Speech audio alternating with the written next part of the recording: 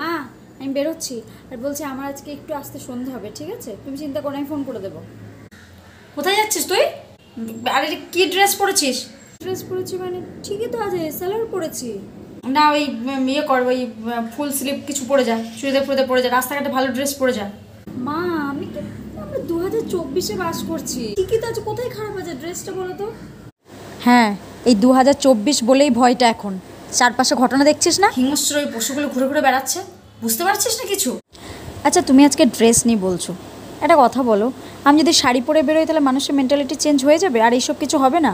আমি শাড়ি পরি, চুড়িদার পরি, যাই পরি না কেন মা, মানুষের যতক্ষণ না মেন্টালিটি চেঞ্জ হচ্ছে কিছু হবে না। কেন বুঝতে পারছো না? এটা আমাদের কি দোষ বলো তো? মানুষের মেন্টালিটি আগে, তাদের মেন্টালিটি চেঞ্জ করা দরকার।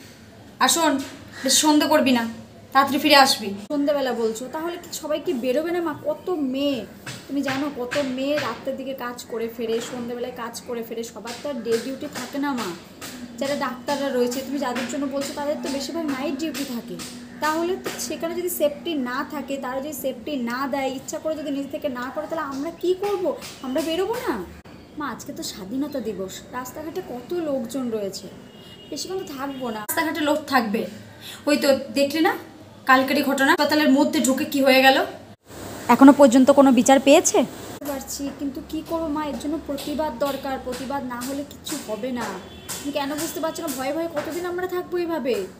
দেখ বাবু, যখন মা হবি তখন বুঝবি, মা বাবার কষ্টটা এখন বুঝবি না। যা যাবে আমারই যাবে, আর তুই শেষ হয়ে গেলে আমার আর কেউ নেই। টিউশন মিউশন সবসময় দেখে শুনে রাস্তাঘাট কান খোলা রেখে চলবি, আর ওই বেশি সন্ধে করবি না, তাড়াতাড়ি করে চলে আসবি। আমার এখন ভয় লাগে, যা সব চারিদিকে রাস্তাঘাটে হিংস্র পশুদের দল ঘুরে বেড়াচ্ছে, ভয় লাগে আমার। আচ্ছা ঠিক আছে, তুমি চিন্তা করো না মা, আজকে তো স্বাধীনতা দিবস, বলো কিসের স্বাধীনতা রে? হ্যাঁ, আমরা কি আদৌ স্বাধীন? সেটা অবশ্য ঠিকই বলেছ, কিসের স্বাধীনতা? নিজেদেরকে আমরা ভয় পেলে চলবে না, নিজেদেরকে লড়তে হবে, বলতে হবে মা। তুই একা বদলাতে পারবি? হ্যাঁ, একা বদলাতে পারবি? কি বলছো মা? তুমি কাল রাত্রেই তো দেখলে কত লোক, কত মেয়ে, বয়স্ক লোক, বাচ্চা সবাই বেরিয়েছিল প্রতিবাদ করার জন্য। সত্যের জয় হবেই মা। স্বাধীনতা বলছিস? হ্যাঁ, এটা কি স্বাধীন? এটা কি স্বাধীন? ওই মেয়েটা কোনো ফল পেয়েছে, কোনো বিচার পেয়েছে? পাচ্ছে না তো। তাহলে আমি জানি না, তো কত জ্ঞান শুনতে হবে না।